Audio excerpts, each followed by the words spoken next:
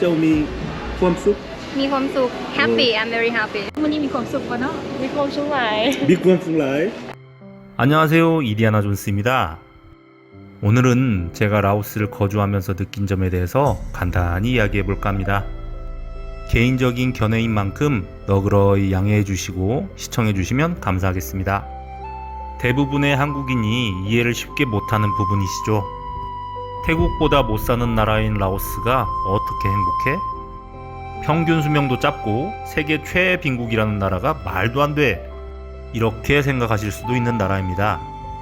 라오스에 대해 아직 잘 모르시는 일부 한국인들의 댓글을 보면 일단 기본적으로 나라와 사람 자체를 무시하는 뉘앙스가 상당히 느껴집니다.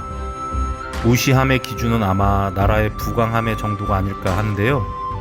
하지만 그분들께서 간과하시는 부분이 물질적 풍요와 행복이 비례하지 않는다는 점입니다.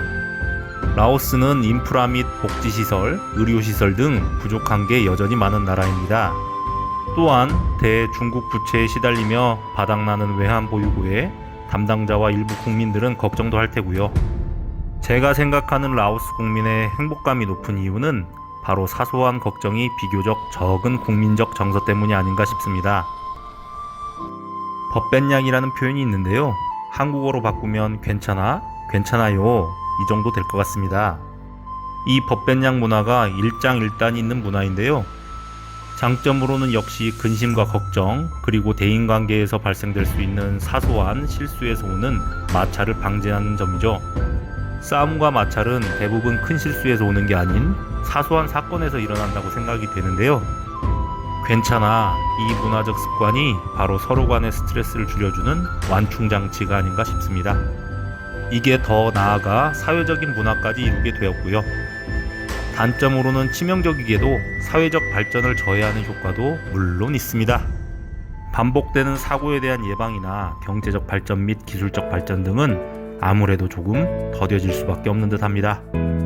반면 한국이 행복하지 않은 이유는 바로 걱정 때문이겠죠.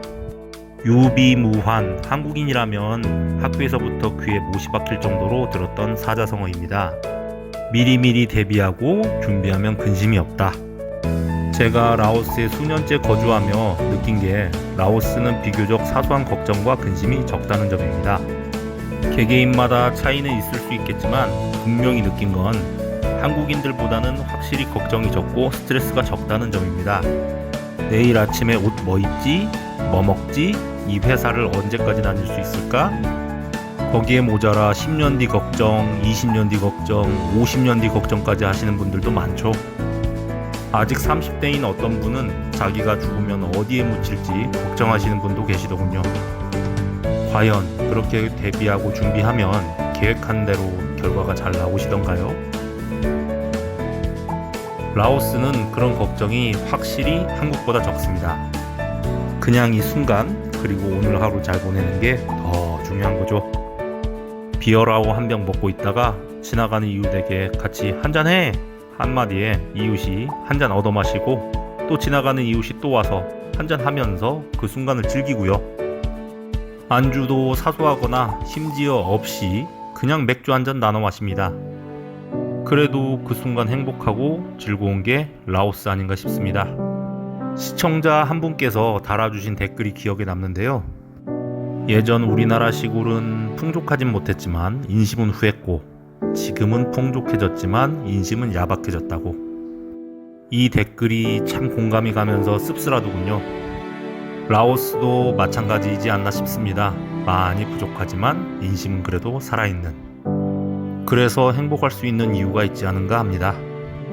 그리고 지금의 소중한 순간과 시간을 10년 뒤 걱정으로 보내는 일부 한국인보다는 훨씬 행복할 수밖에 없다고 생각합니다.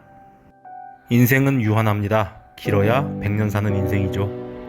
대부분은 100년을 못 살고요. 그런데 그 100년이 채 안 되는 시간을 미래에 대한 근심과 걱정으로 살아야 한다면 과연 행복할 수 있을까요? 아마 이 영상을 보시는 분들 중 일부는 제 말이 아직 이해가 안 되시고 틀렸다고 생각하시는 분들도 계실 겁니다. 그래도 최소한의 준비는 해야지. 어떻게 손 놓고 살 수 있나? 내 자식은 더 행복하게 살도록 해줘야지. 계획을 확실히 세우고 체계적으로 준비를 해야 발전이 있지. 정말 타당성 있고 좋은 말씀입니다만 그 말들과 생각들이 역설적으로 본인을 힘들게 할 수도 있다는 점도 한 번쯤은 생각해 보셨으면 합니다.